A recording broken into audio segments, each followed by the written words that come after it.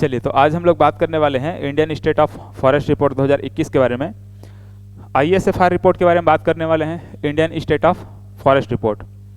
ये रिपोर्ट बहुत इंपॉर्टेंट है। जब भी आप लोग वनों को पढ़ेंगे भारत में, तो ये रिपोर्ट से क्वेश्चन आने की संभावना हमेशा रहती है। इसी के आधार पर हम लोग देखते हैं कि हमारा छत्तीसगढ़ में कितना प्रतिशत वन है, छत्तीसगढ़ में वनों में वृद्धि कितनी प्रतिशत हुई है। ठीक है, देश के कंपेरिजन में हमारे छत्तीसगढ़ में वनों का क्षेत्रफल क्या है, इस प्रकार से बहुत सारी चीज़ें हैं, उनको हम लोग देखते हैं।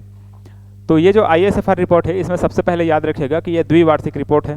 अभी हम 2021 का रिपोर्ट पढ़ रहे हैं, अभी 2023 का रिपोर्ट आया नहीं है। द्विवार्षिक रिपोर्ट है, मतलब कि हर 2 साल में ये रिपोर्ट जारी होता है। मतलब कि 2017 में भी जारी हुआ होगा, 2019 में भी जारी हुआ होगा, 2021 में भी जारी हुआ है, और उसके बाद 2023 में भी जारी होगा। मतलब कि हर 2-2 साल के बाद क्या हो रहा है, ये रिपोर्ट जारी होता है। और 1987 से, ठीक है, पहली बार अगर हम देखें ये जो रिपोर्ट है 1987 से ये जारी होते हुए आ रहा है। हर 2 साल में रिपोर्ट जारी किया जाता है। अभी वर्तमान को जो रिपोर्ट है 2021 का जो रिपोर्ट है, वह 17वीं रिपोर्ट है, इसको याद रखेगा, है ना। ये 17वीं रिपोर्ट है, ये एग्जाम में पूछा जा सकता है। ISFR 2021 कौन से क्रम का रिपोर्ट है, तो 17वीं क्रम का ये रिपोर्ट है।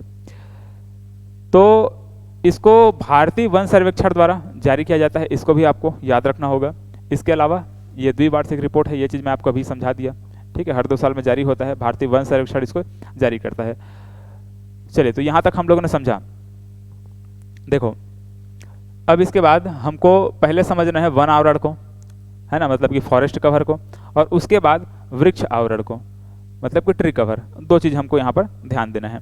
तो यहाँ पर एक कैनोपी आएगा। ठीक है, एक शब्द आ रहा है कैनोपी। अब एक कैनोपी क्या होता है, लोगों को कन्फ्यूजन बहुत ज़्यादा होता है। कैनोपी घनत्व क्या होता है, कैनोपी डेंसिटी क्या होता है। तो जैसे कि हम देखते हैं, अगर किसी क्षेत्र का जो कैनोपी डेंसिटी है वो 10% से अधिक है, तो उसको हम लोग क्या कहते हैं, फॉरेस्ट कवर कहते हैं। और कैनोपी डेंसिटी अगर 10% से कम है, उसको हम लोग वृक्ष आवरण कहते हैं, मतलब कि ट्री कवर कहते हैं। अब ये फॉरेस्ट कवर, ट्री कवर और इसमें कैनोपी डेंसिटी होता क्या है, इसको हमको समझना है। देखो, कैनोपी घनत्व का सिंपल आप ऐसे समझ सकते हैं, जैसे कि आपको किसी क्षेत्र में से, मतलब आप जंगल में खड़े हुए हैं, ऐसे आसपास आपके पेड़ पौधे बहुत सारे इस प्रकार से दिखाई दे रहे हैं। तो आप कहीं पर भी ऐसे ऊपर सिर उठाकर देखेंगे तो आपको वृक्ष का टहनियाँ, इस प्रकार से पत्ते और टहनियाँ दिखाई देंगी। उस टहनियाँ और पत्तों को आप देखेंगे, और जो खाली जगह रहेगा जहाँ पर टहनियाँ, वृक्ष के पत्ते नहीं, वो आपको आसमान वाला क्षेत्र दिखाई देगा। तो आप इस प्रकार से देखेंगे, मतलब वो जो घनत्व आपको दिख रहा है, अगर वहाँ पर पेड़ों की सघनता अगर अधिक होगी, मतलब आपको आसमान जो दिखाई दे रहा है वो कम दिखाई देगा। अगर वहाँ पर वृक्ष पेड़ पौधे, उनका सघनता अगर कम होगा, वहाँ पर मतलब दूर दूर में अगर पेड़ पौधे होंगे, तो आप ऊपर देखेंगे तो आपको टहनियाँ कम दिखाई देंगे, पूरा का पूरा आसमान ही आपको दिखाई देगा। तो वहाँ पर आप ये समझ रहे हैं, वहाँ पर जो पेड़ों की सघनता है, वहाँ पर वृक्ष की जो सघनता है, पेड़ की टहनियाँ, पत्तों की जो सघनता है वो कम है। तो इसी को आप समझ सकते हैं कैनोपी के रूप में। ठीक है, कैनोपी घनत्व हम इसी को कहेंगे। तो ये जो कैनोपी घनत्व है, अब देखो कैनोपी घनत्व को तो देखते हैं। अगर ये कैनोपी जो घनत्व है, कैनोपी डेंसिटी है, अगर वो 10% या 10% से अधिक है, मतलब कि 10% से अगर अधिक है कैनोपी डेंसिटी, तो उसको हम लोग फॉरेस्ट कवर के अंतर्गत शामिल करते हैं। कोई एक ऐसा क्षेत्र जिस क्षेत्र का क्षेत्रफल 1 हेक्टेयर या उससे अधिक हो, मतलब कोई एक ऐसा क्षेत्र आपने चूज किया है, वहाँ पर देखना है कि उसको हम फॉरेस्ट कवर में शामिल करना है कि ट्री कवर में शामिल करना है। तो उस क्षेत्र का पहले आप क्या करेंगे, पहले देखेंगे कि उसका क्षेत्रफल 1 हेक्टेयर या फिर उससे अधिक है कि नहीं है। तो अगर उस क्षेत्र का क्षेत्रफल क्या है, 1 हेक्टेयर या फिर उससे अधिक है, तो आप दूसरा क्या देखेंगे, वहाँ का कैनोपी घनत्व देखेंगे। वहाँ ऊपर इस प्रकार से आप देखेंगे कितना है वहाँ का पेड़ों की सघनता। तो वहाँ पर जो डेंसिटी है, पेड़ों की जो सघनता है, उस सघनता को हम लोग कैनोपी डेंसिटी के रूप में समझते हैं। और ये अगर कैनोपी डेंसिटी मतलब वहाँ की जो वृक्ष की सघनता है, वहाँ पर जो जंगल, वहाँ पर जो पेड़ पौधे हैं, उनकी सघनता अगर 10% से अधिक है, और उस क्षेत्र का क्षेत्रफल 1 हेक्टेयर या फिर 1 हेक्टेयर से अधिक है, तो उसको हम क्या करेंगे, फॉरेस्ट कवर के अंतर्गत शामिल करेंगे। और अगर यह कैनोपी घनत्व 10% नहीं है, 10% से कम है, तो उस कंडीशन में वो जो क्षेत्र रहेगा उसको हम लोग वृक्ष आवरण के अंतर्गत शामिल करेंगे। ठीक है, मतलब वो ट्री कवर कहलाएगा। तो फॉरेस्ट कवर क्या होता है, ट्री कवर क्या होता है, हम लोगों ने समझा। जहाँ का कैनोपी डेंसिटी 10% से अधिक होगी और क्षेत्रफल 1 हेक्टेयर या फिर 1 हेक्टेयर से अधिक होगा, उसको हम लोग क्या करेंगे, फॉरेस्ट कवर के अंतर्गत शामिल करेंगे। और जहाँ का कैनोपी डेंसिटी 10% से कम होगा, उसको हम लोग क्या कर देंगे, ट्री कवर के अंतर्गत शामिल कर देंगे।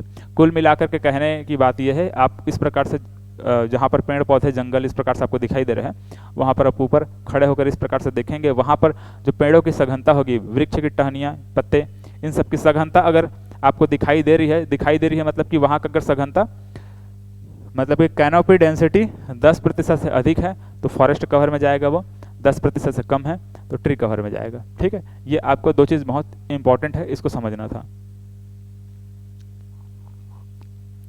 चलिए, तो ये हम लोगों ने समझा। अब देखो भारत में हम यहाँ पर समझते हैं, हमारे देश में फॉरेस्ट कवर कितना है और ट्री कवर कितना है। ठीक है, ये हमको समझना है, हमारे भारत देश में इतना इतना है, इस प्रकार से हम इसको समझते हैं।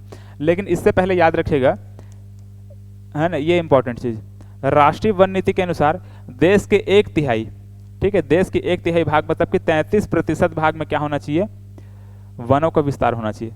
भारत का 33% क्षेत्रफल में 33% भाग में क्या होना चाहिए, वनों का विस्तार होना चाहिए।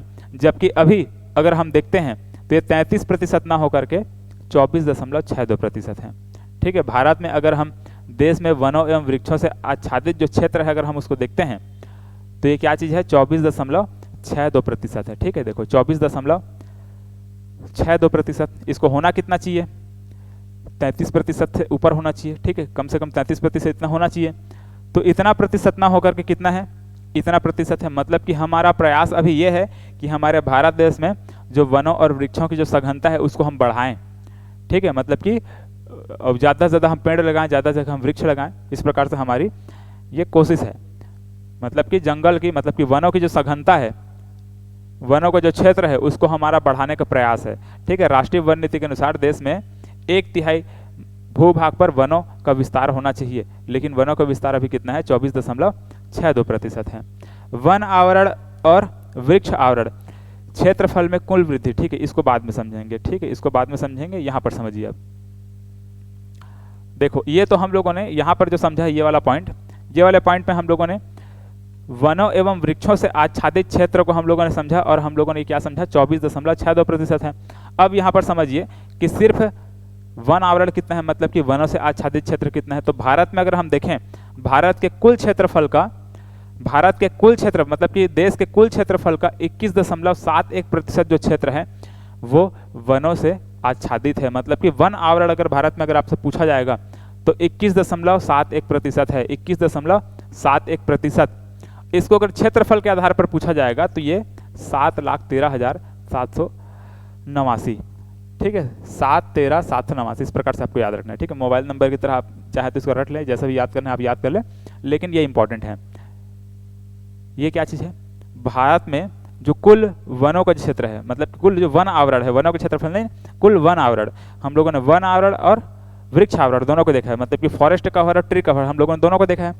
तो यहाँ पर हम क्या देख रहे हैं, यहाँ पर हम देख रहे हैं क्या, वन आवरण को। भारत में कुल वन आवरण अगर पूछा जाएगा तो ये 7,13,789 वर्ग किलोमीटर क्षेत्रफल है। ठीक है, ये क्या चीज़ है, वन आवरण है, मतलब कि फॉरेस्ट कवर है। अब इसके बाद ट्री कवर, वृक्ष आवरण, तो हमारे भारत का 95,748 वर्ग किलोमीटर जो क्षेत्रफल है वो क्या चीज़ है, ट्री कवर है। ठीक है, और ये हमारे भारत देश के कुल क्षेत्रफल का 2.91% है। ठीक है, भारत के कुल क्षेत्रफल का 2.91% क्या चीज़ है, ट्री कवर है। भारत के कुल क्षेत्रफल का 21.71% क्या चीज़ है, फॉरेस्ट कवर है। तो ट्री कवर और फॉरेस्ट कवर दोनों को बहुत इंपॉर्टेंट है, याद रखिएगा। अब देखिए, हम लोगों ने इसको समझा कि ट्री कवर और फॉरेस्ट कवर, ये फॉरेस्ट कवर और ट्री कवर दोनों को मिला देंगे, है ना, तो ये कितना आ जाएगा आपका, इतना आ जाएगा। ठीक है, 8,09,537 वर्ग किलोमीटर क्या हो जाएगा आपका, फॉरेस्ट कवर और ट्री कवर, मतलब कि फॉरेस्ट कवर और ट्री कवर दोनों को मिलाने के बाद 8,09,537 वर्ग किलोमीटर, जो कि देश के कुल क्षेत्रफल का 24.62% है। ठीक है, 24.62%।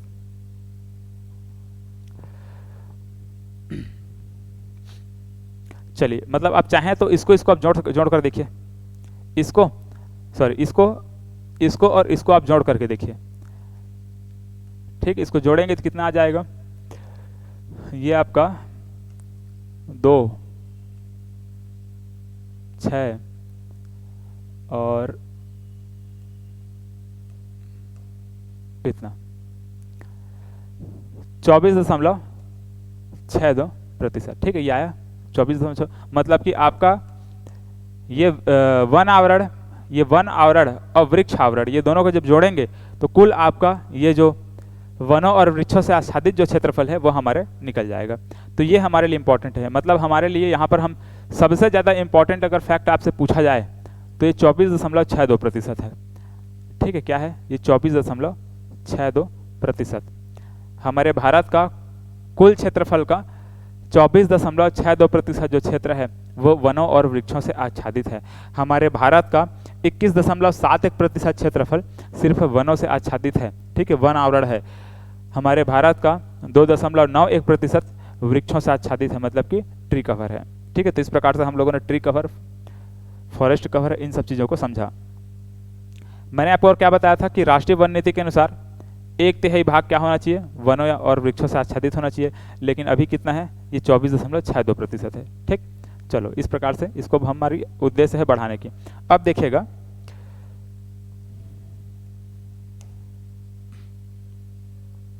अब देखिए और क्या कह रहे हैं, वन आवरण और वृक्ष आवरण क्षेत्रफल में कुल वृद्धि, इसको आपको याद रखना है 2261। ठीक है, इससे पहले अगर हम बात करें 2019 के रिपोर्ट में, 2019 की रिपोर्ट में वन आवरण और वृक्ष आवरण, जैसे कि हम लोग यहाँ पर क्या देखें, देखो ये ट्री कवर और फॉरेस्ट कवर जो हम लोग देख रहे हैं 24%, इसको प्रतिशत के आधार पर ना देख करके हम लोग इसको अगर ये किलोमीटर के आधार पर, वर्ग किलोमीटर के आधार पर, मतलब क्षेत्रफल के आधार पर हम लोग देखते हैं तो इतना है 8,09,537 वर्ग किलोमीटर है। तो ये जो 8,09,537 वर्ग किलोमीटर है ये 2021 का है। इसी प्रकार से 2019 में भी रिपोर्ट जारी हुआ था। तो 2019 के कंपैरिजन में अगर हम 2021 का जो रिपोर्ट है उसको देखते हैं तो ये 2261 वर्ग किलोमीटर की वृद्धि हुई है।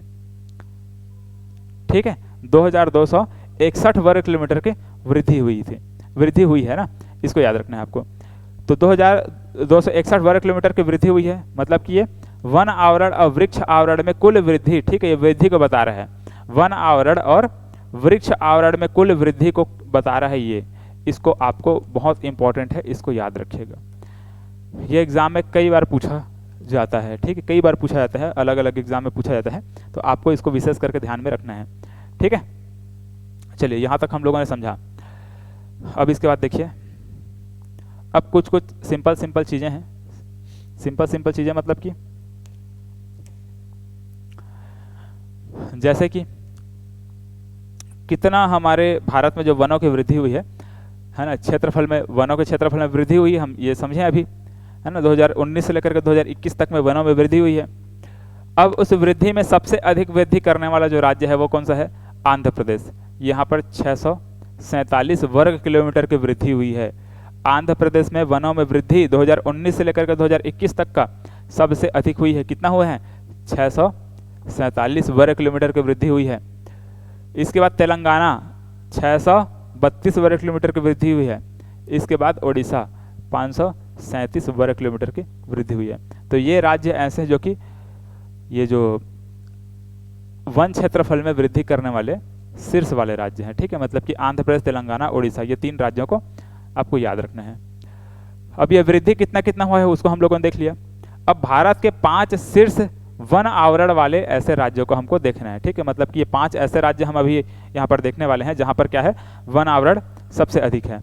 तो सबसे पहले नंबर पे क्या आ जाएगा, मध्य प्रदेश आएगा। दूसरे नंबर पे अरुणाचल प्रदेश, तीसरे नंबर पे छत्तीसगढ़। ठीक है, इसको याद रखिएगा, एग्जाम में कई बार पूछा गया है। छत्तीसगढ़ में इस वर्ष, मतलब कि 2021 का जो रिपोर्ट है उसमें अगर हम देखेंगे तो वन आवरण कितना है पूछा जाएगा, तो इतना है। ठीक, कहाँ पे, छत्तीसगढ़ में। छत्तीसगढ़ में 55,717 वर्ग किलोमीटर क्या है, वन आवरण है। छत्तीसगढ़ में वन आवरण पूछा जाएगा तो 55,717 वर्ग किलोमीटर की, मतलब ये हमारे छत्तीसगढ़ में क्या है, वन आवरण है। इसको आपको याद रखना पड़ेगा। इसी प्रकार से अगर मध्य प्रदेश में पूछा जाएगा तो 77,493 वर्ग किलोमीटर वन आवरण है। ठीक है, अरुणाचल प्रदेश में पूछा जाएगा तो 66,000। इस प्रकार से अलग अलग राज्यों में कितना वन आवरण है, क्षेत्रफल कितना है उनका, उसको यहाँ पर दिया गया है। तो इसका कम से कम सीक्वेंस याद रखेगा, ठीक है। मध्य प्रदेश से पहले मध्य प्रदेश है, अरुणाचल प्रदेश है, फिर छत्तीसगढ़ है, फिर उड़ीसा है, फिर महाराष्ट्र है, ठीक है। तो आप इसको ऐसे कुछ याद रख सकते हैं, ma.com, ऐसे कुछ बन रहा है क्या ये, MA और फिर डॉट लगा के .com लीजिए ऐसे, ठीक है। तो ma.com ऐसे टाइप कुछ इसका ट्रिक आप लोग बना सकते हैं। चलिए, तो ये हम लोगों ने क्या समझा, भारत के 5 शीर्ष वन आवरण वाले राज्यों को हम लोगों ने समझा। अब देखिए यहाँ पर छत्तीसगढ़ में अगर हम बात करें तो 2019 से लेकर के 2021 तक का छत्तीसगढ़ में वन आवरण में वृद्धि 106 वर्ग किलोमीटर है, ठीक है। 106 वर्ग किलोमीटर, मतलब कि 2019 में जितना था वन, उसके कंपैरिजन में अगर हम 2021 में बात करेंगे तो 106 किलोमीटर की वृद्धि हो चुकी है। इसको याद रखेंगे, ठीक है, ये बहुत इंपॉर्टेंट है। जैसे कि हम लोगों ने भारत में देखा 2261, इस प्रकार से हम देखे थे, इसी प्रकार से हमारे छत्तीसगढ़ में हम लोगों ने देखा 106 वर्ग किलोमीटर की वृद्धि हो चुकी है, ठीक है। तो कितना वृद्धि हुआ है इसको बता रहे हैं 2019 से लेकर के 2021 में। अब भारत के 5 शीर्ष वन आवरण प्रतिशत वाले राज्य, ठीक है, क्या बोल रहे हैं, प्रतिशत वाले राज्य बोल रहे हैं ना। अभी हम लोगों ने क्षेत्रफल वाले राज्य देखा, ये प्रतिशत वाले राज्यों को देखना है। यहाँ पर हम लोगों ने देखा है वन आवरण में कितना कितना क्षेत्रफल के आधार पर हम लोगों ने देखा इसको। सबसे अधिक वन कहाँ है, मध्य प्रदेश में है, उसके बाद अरुणाचल प्रदेश में है, फिर छत्तीसगढ़ में है। इस प्रकार से हम लोग देख रहे थे, मतलब कि वन आवरण कहाँ कहाँ किस किस राज्य में कितना कितना है, उसके आधार पर सबसे प्रथम में मध्य प्रदेश, फिर अरुणाचल प्रदेश, फिर छत्तीसगढ़, ऐसे हम लोग देख रहे थे। अब यहाँ पर समझ रहे हैं वन आवरण में प्रतिशत वाले राज्य, तो आपको अब ध्यान देना है वो ऐसे राज्य जहाँ पे वनों की सघनता बहुत ज़्यादा है, मतलब ऐसे राज्य जहाँ पे पूरा का पूरा वन ही वन है ना। तो ऐसे में अगर हम बात करें तो केंद्र शासित प्रदेश जो लक्षद्वीप है वहाँ पर लगभग 90% क्षेत्रफल में क्या है, वनों से ढका हुआ है वो, ठीक है। लक्षद्वीप क्या है, 90% पूरा क्या है वो वनों से ढका हुआ है। मात्र 10% ऐसे क्षेत्र हैं जो कि वनों से नहीं ढका हुआ है, ठीक है, वहाँ पर वन आवरण नहीं है। दूसरे नंबर पर मिजोरम बहुत इंपॉर्टेंट है। मिजोरम में कितना प्रतिशत वन आवरण है उसको भी याद रखना होगा। और ये राज्यों में अगर हम बात करें, सिर्फ राज्यों में, तो पहले नंबर पे आएगा। मिजोरम एक ऐसा राज्य है जहाँ पर सबसे अधिक क्या है, वन आवरण है, ठीक है। वो वनों से पूरा ढका हुआ है मिजोरम, आप ध्यान से देखेंगे तो पूरा का पूरा लगभग वनों से ढका हुआ है, मतलब कि 84.53% वनों से ढका हुआ है, ठीक है। इसको याद रखिएगा, इंपॉर्टेंट है ना ये। इसके बाद अगला हम बात करेंगे तो अंडमान और निकोबार है, ठीक है। ये भी लगभग देखेंगे तो पूरा वनों से आच्छादित है, मतलब कि इसमें 81.75% है, ठीक है। ये 84.53% है। अरुणाचल प्रदेश में देखेंगे तो 79 है, ठीक है, 79.33% है। मेघालय में देखेंगे तो 76 है। तो इस प्रकार से इनमें वनों का जो प्रतिशत है, वन आवरण का जो प्रतिशत है वो यहाँ पर दिया हुआ है, ठीक। चलिए,